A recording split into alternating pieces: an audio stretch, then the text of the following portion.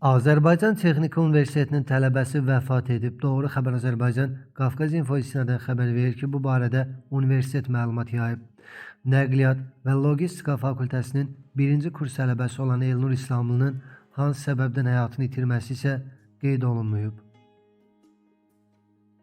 Salyanda isə məktəbli vəfat edib. Rayonun Kürsəngi kənd sakini 16 yaşlı Səmar qəflətən dünyasını dəyişib. Onun ürək tutmadan öldüyü açıqlanıb. Qeyd edək ki, ailənin yeganə oğlu olan Səmarın atası Vüsal Qurbanov vətən müharibəsi iştirakçısıdır. Allah rəhmət eləsin.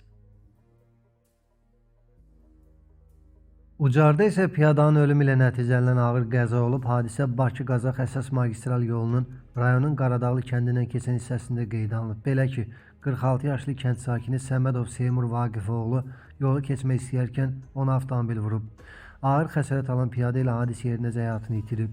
Hadisə yerinə DYP-nin əməkdaşları cəlb olunub, hadisənin baş vermə səbəbləri araşdırılır. Qeyd edək ki, hadisəni törədən avtomobilin sürücüsü qəza yerindən qaçıb, hazırda hüquq mühafizə orqanı əməkdaşları tərəfindən avtomobilin tapılması istiqamətində zəruri tədbirlər həyata keçirilir.